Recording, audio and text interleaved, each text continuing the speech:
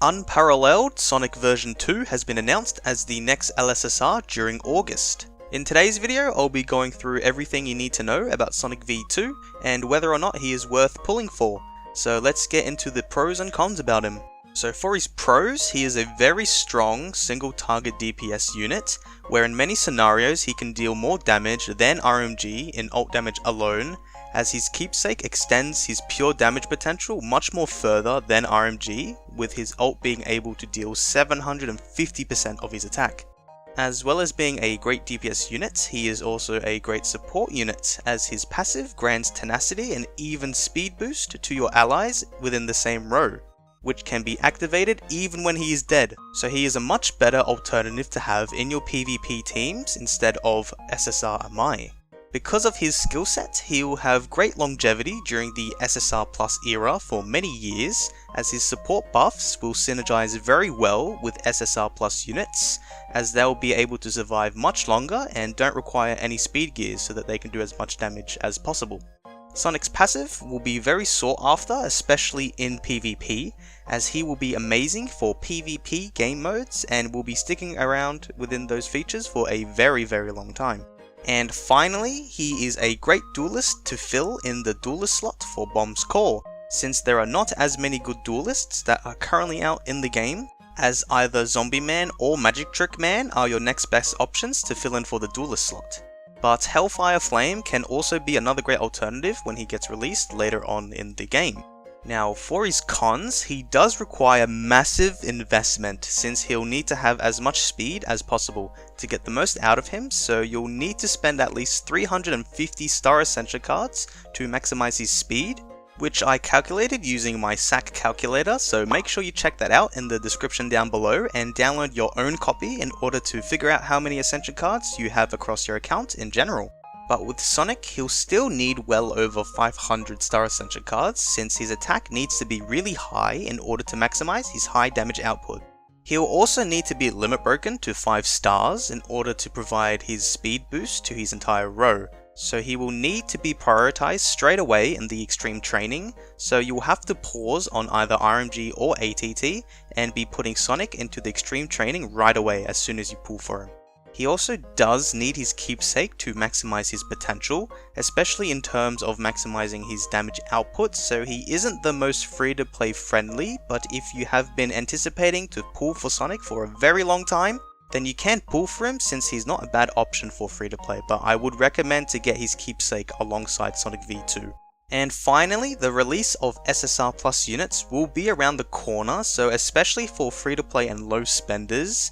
you'll need to decide whether you want to pull for Sonic, or you should save your black tickets for the upcoming SSR Plus units, or even save them for Bomb, as we are still unsure whether or not he'll be released within the monthly banners or not. So you will need to gamble on whether or not it is worth pulling for Sonic now or not, and during his rerun I wouldn't recommend pulling for him, since SSR Plus would probably be about to be released during that time. So let's get into his attack skills. So for his basic attack, he attacks a single enemy dealing 120% of his attack. And for his ultimate attack, he attacks a single back row enemy dealing 600% of his attack. He'll also deal an additional 60% of his enemy's max HP as charge up damage, which can maximize up to 500% of his attack.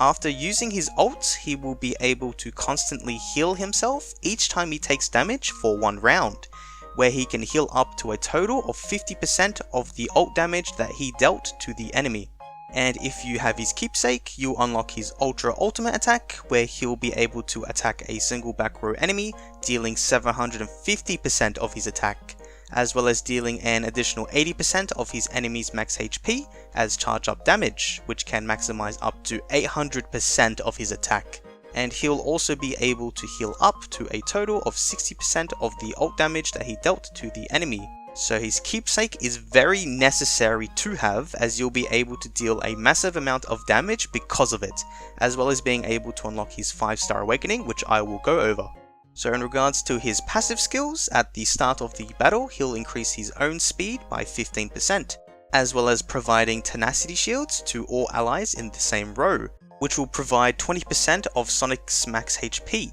and can trigger up to 2 times per battle.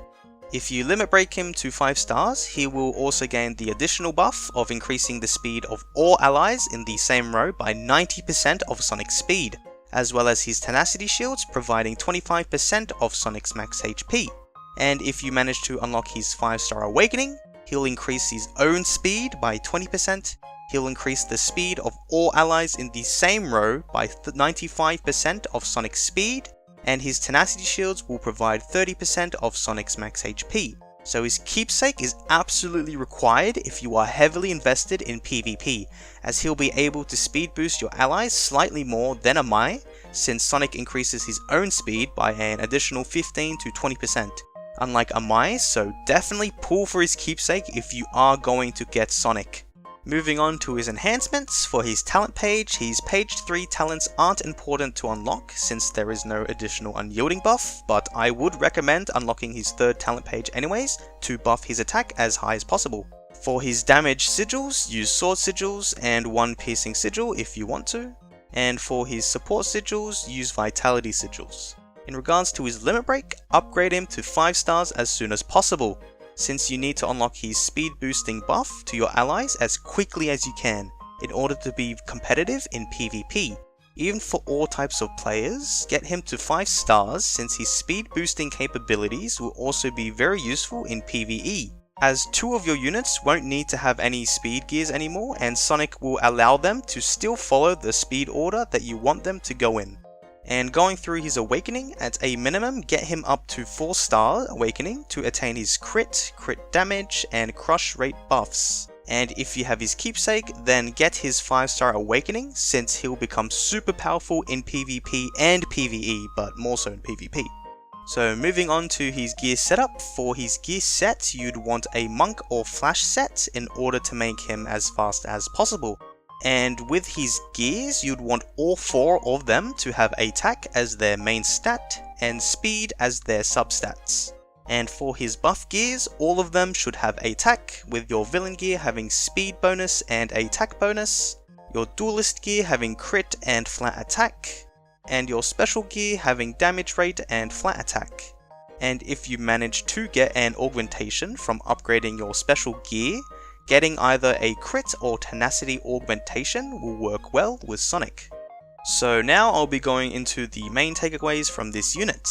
He's going to be the strongest single target DPS unit for a while, until Boris Plus comes out, who technically attacks a column and not a single target, but Boris will be able to deal damage for 1300% of his attack, compared to Sonic's 750% of his attack, even with his keepsake, so do keep that in mind, and I'm gonna include Boris Plus as being more powerful than Sonic, so deal with it. Sonic will also become prioritized as a support unit rather than a DPS unit during the SSR Plus era, as his speed boosting capabilities, his shields, and strong continuous healing makes his allies' survivability much more greater, as Sonic will be overshadowed by them in terms of DPS and utility. So he has great longevity throughout this game, but he won't be the main damage dealer for those lineups when SSR Plus do come out. He is an essential unit for PvP, where you will have to pull for his keepsake in order to stay within the top of the PvP leaderboards, whether that be for Live Clash, monster tournaments, etc. And finally, he is the better speedster than Amai, so Sonic is a great replacement for Amai if you either don't have Amai, or you're not planning to pull for his keepsake from the claw machine. So should you pull for Sonic V2? So looking on screen for free-to-play and low spenders, it does say that I would skip Sonic if you already have SSR Amai from the previous hero backup stick, you already have RMG with her keepsake,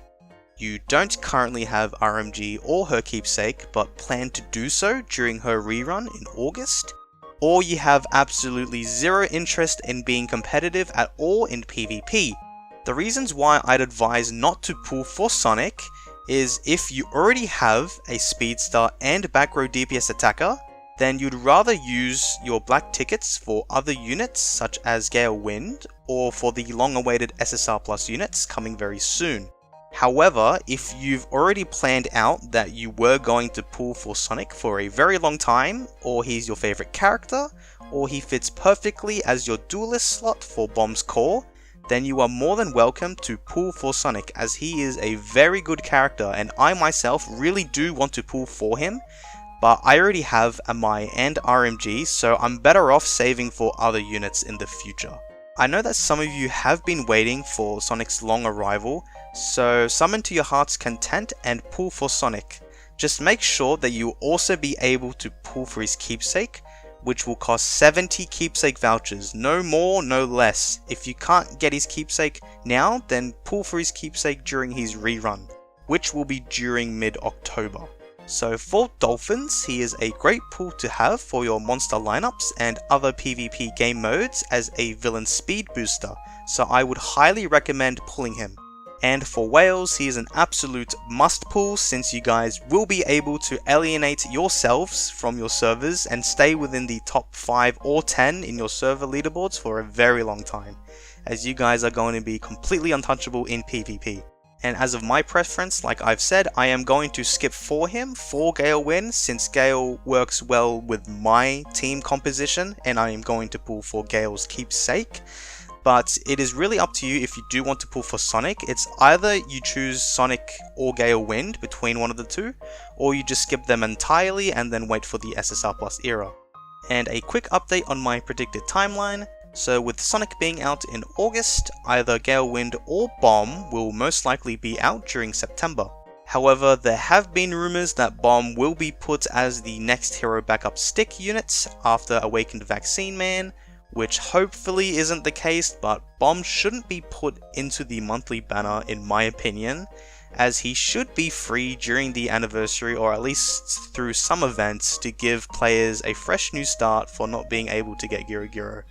So I don't know what the hell Moontoon do decide to do, as I was told that they weren't going to do it, but now they're putting him back into it and now it's up in the fence, so I really don't know what Moontoon will decide to do with Bomb. And for all the other units such as Siru, Drive Knight, Hellfire Flame, etc.